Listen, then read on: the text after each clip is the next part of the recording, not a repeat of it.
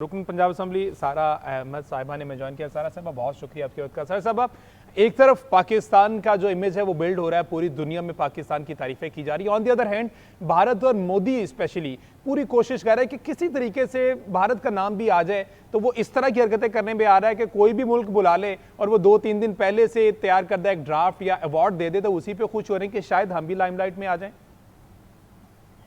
जी बिल्कुल, आई think it's such a big joke because ये इसकी कोई कभी पहले कोई प्रेसिडेंस भी नहीं है इस अवार्ड का कि किसी को मिला हो, ना कोई जूरी है, जैसे उनसे अपनी कांग्रेस ये कह रही है। So I mean I think this is so it's a big joke and इतना डेस्परेट हुए हैं मोदी के वो जिस तरह गार्डियन की हेडिंग आई है न्यूज़पेपर की कि give him an award and he come running, मतलब वो इतने डेस्परेशन हुई हुई है, इतनी फ्रस्ट्रेशन है कि क्योंकि पाकिस्तान का एक क्या इतना अमेजिंग इमेज ग्लोबली जो है वो ऊपर गया है, तो उनसे देखा नहीं जा रहा है ना। दे डेस्परेट कि कोई कहीं से भी बुला ले, चाहे उसकी कोई जूरी हो, कोई उसकी ऑथेंटिसिटी हो, कोई उसका वेटेज है नहीं है, you know he went running to get this award, जो वैसे ही I think it's very controversial. और उनके अपने इंडिया में ये डिबेट हो रही है कि इसकी स्टैंडिंग क्या है, जो इसको अवार्ड इनको मिल रहे हैं। जी तो सर साहब समझती इससे ओवरऑल इंडिया का इमेज जो है वो वैसे तो ऑलरेडी वो डिस्ट्रॉय कर चुकी है मोदी और गोदी मीडिया। इस सिनेरियो के बाद, इस तरह की ओछी हरकतों के बाद मजीद डिग्रेड होगा इंडिया?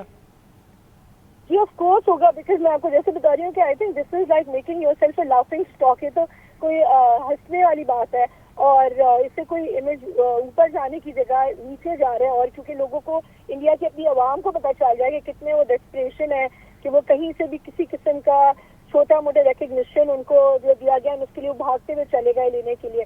इससे कोई उनकी ग्लोबली कोई प्रेजेंस नहीं ऊपर जाती। इनफैक्ट उनकी और जो है ना लोग उनके ऊपर हंस रहे हैं इसकी वजह से।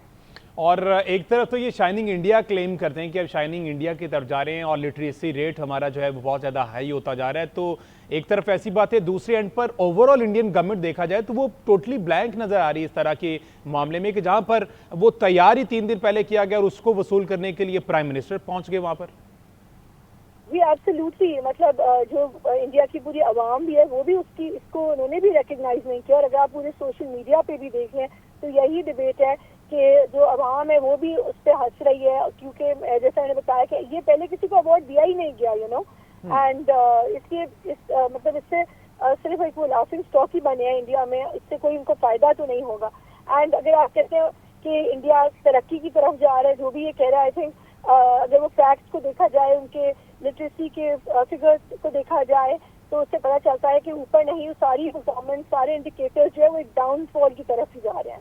और जैसे जी बिल्कुल डाउनफॉल की आपने बात की, तो हमने देखा कि इससे पहले भी उनके इंडियन चैनल्स जो हैं वो हैक होते रहे, तो इनकी साइबर सिक्योरिटी भी नाकाम होगी। ऑन द अदर हैंड ये एआई सर्टिफिकेट है, एआई से तैयारशुदा सर्टिफिकेट है, तो इससे बढ़कर और क्या ही बात हो सकती है भारत के लिए?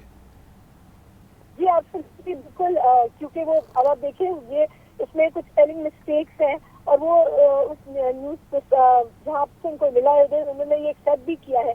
तो अगर जो है एआई जनरेटेड सर्टिफिकेट लेने के लिए वो भागते जा रहे हैं। बिल्कुल ठीक है, बिल्कुल ठीक है। सारा साहबा बहुत शुक्रिया।